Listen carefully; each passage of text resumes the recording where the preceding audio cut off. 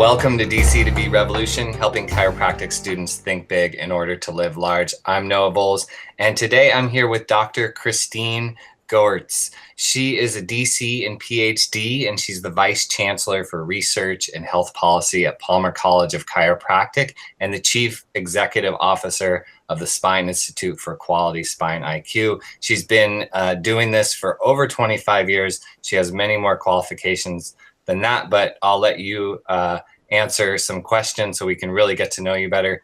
Thanks so much for being here. Hi Noah. Thanks so much for having me. I'm really excited to have this opportunity to talk to chiropractic students and explain a little bit about what I've spent my last 25 years doing. How much the world has changed in the last 25 years, which is pretty remarkable, actually. Oh, perfect. Well, I'm so glad you're here. And let's start with that. You know, what is the work that you're working on currently? And what are the changes that you've seen over the last 25 years in terms of chiropractic that would be really relevant to students? Well, we're really excited about a grant that we just got from the National Institutes of Health in September. It's a $7.1 million grant, which is the largest grant that has ever gone to a chiropractic educational institution from NIH. It's a multidisciplinary effort that includes investigators from Yale, the University of Iowa, and then the VAs in Connecticut, Minneapolis, and in Iowa City, as well as the Palmer Center for Chiropractic Research. And the question is looking at dosing. So even after over 100 years, and even after 25 or 30 years of really pretty comprehensive research in chiropractic, at least in regards to low back pain, we still don't know very much about how many times does a patient need to get in a car and drive to the chiropractor's office to have the best outcome. And that's a really important question for doctors. It's a really important question for patients, and also for policymakers and payers and others who are trying to decide basically how much chiropractic care they're willing to pay for. So what we're going to be doing in this study, it's going to be in the VA, and we are going to be randomizing people to receive either we'll be randomizing veterans to receive either about 6 treatments or about 12, because those are the numbers that are out there in the real world. Most payers cut chiropractors off at about 12 visits and ask for some sort of additional review. And the only study that's been out there so far that's looked at dosing at all found out that if people had about 12 sessions of spinal manipulation, that seemed to have better outcomes. But that was not as pragmatic of a trial as what we're interested in. So taking those numbers, we want to see, is there a difference in patient outcomes between those 2 doses? And then after about 12 weeks, we're going to re-randomize people to either get one maintenance care or extended care visit a month or not. Because again, that's another question. Right now, Medicare says that extended care or maintenance care is not medically necessary, but really we don't know if it's medically necessary or not for people with chronic low back pain. So this gives us an opportunity to answer that question in a really rigorous way. One of the exciting things about this study is it's part of a big collaboratory that's being run through Yale University, and includes 11 different projects, of which ours is one. So NIH, the DoD, the VA have committed about $80 million over the next 6 years to study non-drug therapies for chronic pain in both the DoD and the VA. So to have an opportunity to be part of this large group of scientists is really exciting to us.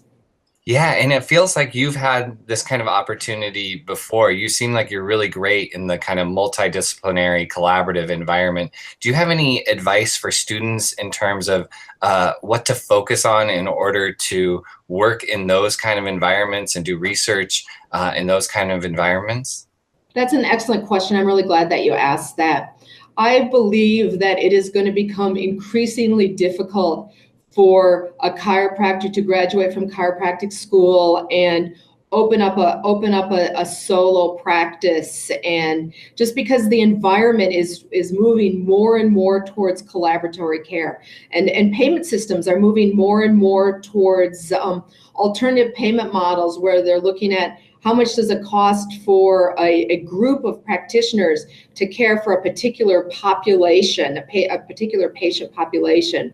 So I think there's going to be more incentives for doctors of chiropractic to be interested in integrative care, and there are going to be more incentives for multidisciplinary practice settings to consider chiropractic as they look at how to, first of all, how to implement conservative care first, because there's a big push towards non-drug therapies being at the first line of defense for patients, especially with low back pain. But I think it would apply to many other spine-related conditions as well.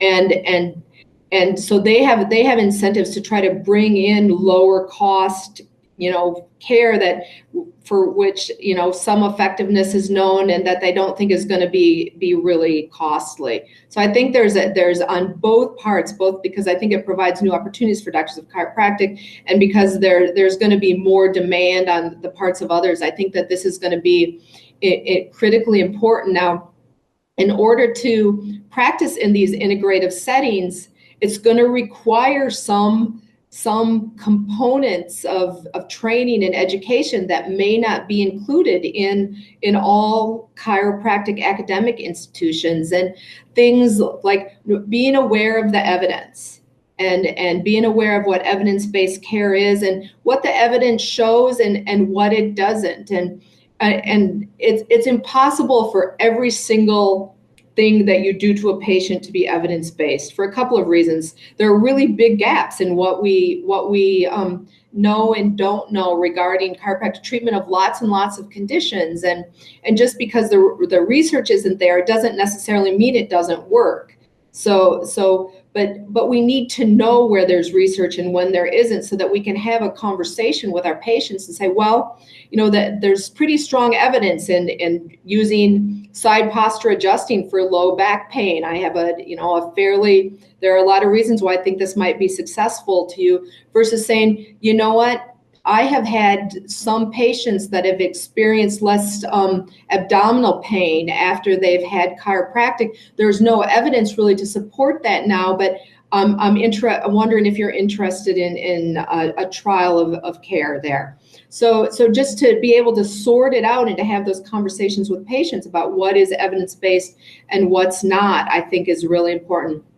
The other thing is collaborative care. So we did a study of collaborative care between medical doctors and doctors of chiropractic for patients over the age of 65 a couple of years ago. And in fact, that paper just was published in JMPT. And what we found is that what we did is we had both doctors of chiropractic and medical doctors get together and talk about what types of care are most appropriate for that patient. We found that that's something that patients were really excited about. And in fact, they expect their practitioners to know each other and be able to have conversations and refer back and forth. And I think that, again, as we move towards more collaborative models in general, and as patients become more invested in their care and more savvy consumers of patient-centered care, it's something that they're going to be expecting.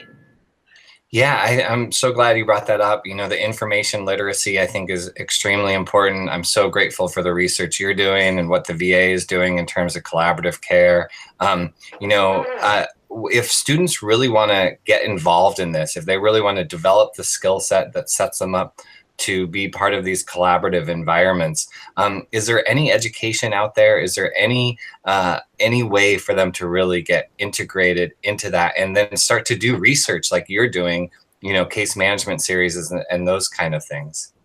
Well, if you're a student at Palmer, you have that opportunity right now. We are at the Palmer Center for Chiropractic Research is committed to making sure that every student who wants to have a research experience has that opportunity. So we have opportunities through our research honors program, and now we just got a grant this summer. Dr. Stephen Onifer, who's one of our basic scientists, got a grant from NIH to study mechanisms of chiropractic following flexion distraction manipulation. But it also provides an opportunity for students to get involved in research. So the three opportunities are you can shadow a scientist. So spend time in the lab just watching to see what he or she does.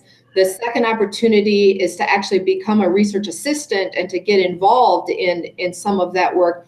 And then finally to get involved with our research honors program and actually come up with a project of your own that you would oversee under the mentorship of one of our investigators here at Palmer. If you're not a Palmer student, I would invite you to go to the Palmer website at palmer.edu/toolkit, and we've created an evidence-based toolkit that really has links to all different sources of information about how to think about evidence. What are some current clinical guidelines that are out there? How do you read a research article? I have two things. One is my evidence-based summary on chiropractic, and then I do an updated list every year of the 12 studies that I think every DC should read. I think every chiropractic student should read them twice.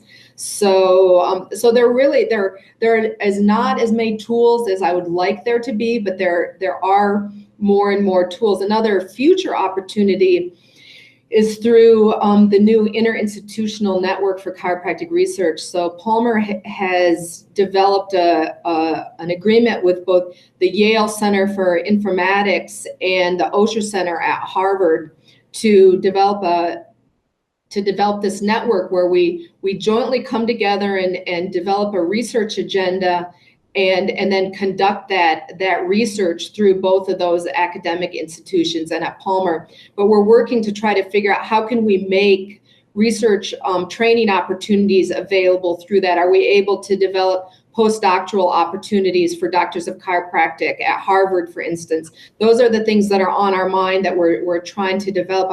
My dream is that when I retire, there are 10 people or 20 people who are able to do my job a lot better than I can right now. And trying to figure out how we make sure we get there is something that's really important to Palmer. Yeah, and thank you for doing that and setting that precedent. And hopefully many of the other schools will follow suit. And, then it won't just be Palmer, it will be the whole chiropractic infrastructure is really pushing towards this collaborative model and really integrating themselves with the larger whole of patient care. I think that's really important. So thank you for the work that you're doing. This has been a production of DC2B Revolution, helping chiropractic students think big in order to live large. Please subscribe to the channel. Leave comments in the comment section below and share this video with your friends. Dr. Christine, thanks so much for being here. Thanks, Noah.